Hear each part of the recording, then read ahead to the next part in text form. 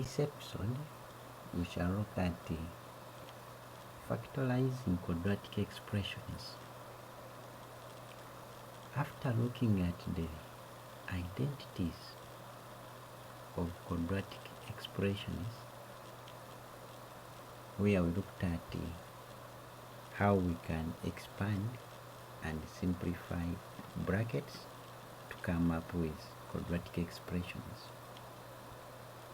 Today, I want us to look at how we can factorize the quadratic expressions back to the two brackets. So it is the reverse of expansion. Factorization is the reverse of expansion. So after looking at how we expand to come up with the quadratic expressions, we now want to look at how we factorize the quadratic expression back to the brackets. So if we are given a quadratic expression, it means that this expression was a result of expanding two brackets. In our first example, that is 9.8, we are told to factorize x squared minus 6x plus 8. So we shall let this expression equal to two brackets. One for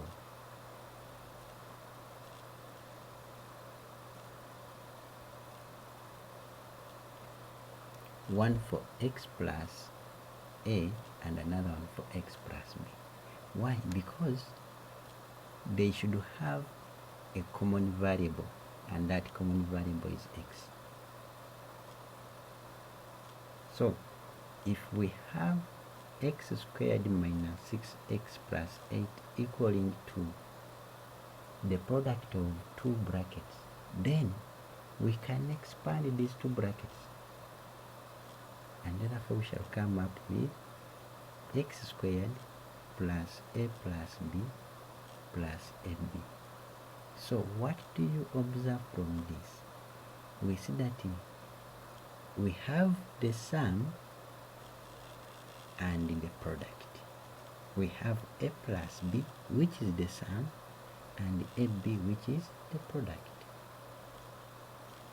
And if we are to compare the two expressions, you realize that a plus b is equivalent to negative 6 in the first expression, and ab is in the position of 8 in the first expression.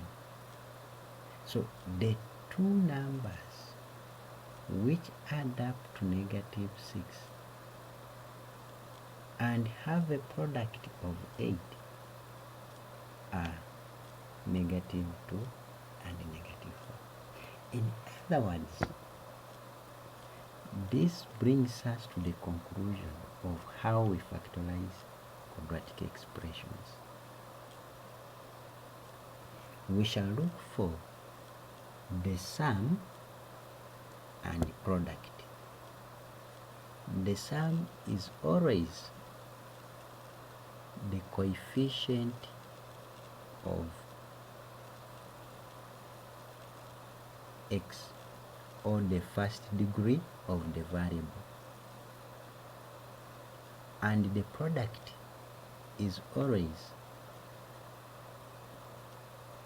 the constant if x squared has no coefficient. But if the x squared had a coefficient, for instance maybe 2, then the product could be 2 times 8. But since this time it has no coefficient, then the product is 8. So now, after determining the sum, which is negative 6, and the product that is 8, we are to look for the factors which are added to get negative 6, but at the same time multiplied to give us 8, and that is negative 2 and negative 4. So where we have negative 6 in our expression is where we shall write these two, thus giving us x squared minus 2x minus 4x plus 8. And then we pair them up because we have 4 terms. Now we pair them up and find the common factor. So if we pair them up, we shall have x squared minus 2x paired and negative 4 plus 8 paired, and then we look for common factor of those two pairs. In the first pair, the common factor is x, so you remain with x minus 2. In the second bracket, the common factor is 4, still you remain with x squared minus 2. And then we bring these values outside in a common bracket, and also we take one of these two brackets because they are the same, so we take one of them. Then we bring these outside values in a common bracket, which is x minus 4, and then we shall take one of these two brackets because they are the same, giving us x minus 2 into x minus 4 as our final answer, because our target was to factorize them from the quadratic form to brackets, which we have done. So that's how we shall factorize quadratic expressions. In our second example, that is example 9.9, we are told to factorize x squared minus x minus 30. But from our first example, we have realized something. When you look at this expression, our target is now to get the sum and the product. After getting the sum and the product, then we can use the two to find the factors. So in this case, the sum is negative 1. Remember, we've said that the sum is the coefficient of x, or the figure leading x. So since we have negative x, then it implies that it is negative 1, because on x there is a silent 1. So the sum is negative 1. The product is negative 30. So we shall look for two factors that we add to get negative 1, but multiply to get negative 30. Probably if you are good at multiplication table, that is 5 and negative 6. Because when you add 5 and negative 6, you get negative 1. But when you multiply the two, you get negative 30. So where we have x is where we shall put these two, thus giving us x squared minus 6x plus 5x minus 30.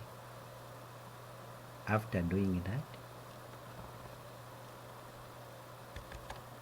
just like in our first example, we shall pair them up, find the common factor, take it outside, get two brackets, and that will be our answer. So our final answer is x plus 5 and x minus 6.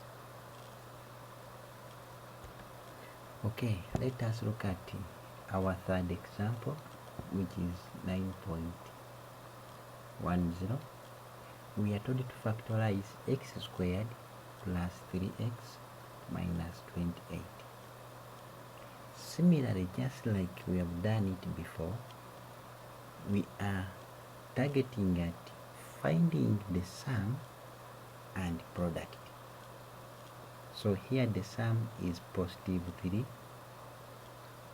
because we are taking the coefficient of x, which is positive 3. That is our sum. Then the product is negative 27. So we shall look at two numbers that you add to get 3 but multiply to get negative 28. Let me give you a trick on this. You might wonder, how do I get these two numbers? We've seen that our product is negative 28.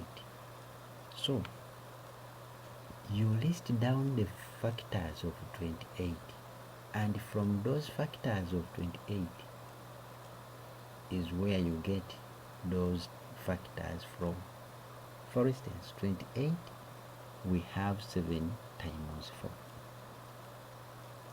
But how do I play with 7 and 4 to get a positive 3 when I've added them, and get a negative when I'm multiplying them? So meaning that one of them should be a negative so that they can be multiplied to give us a negative. Still, since the sum is positive, that means that the smaller is the negative, such that it reduces the bigger and still get a positive. Hope I'm got clear. So after getting those two factors, they are substituted. Where we have 3x is where we shall put the 7x and negative 4x. After that, we pair them up, find a common factor out, and form our two brackets. So when you do that, you'll find that our final answer is x plus 7 and x minus 4. If you look at our next example, I'm leaving this for you to go through. And for any inquiries, please comment. I'll read the comment.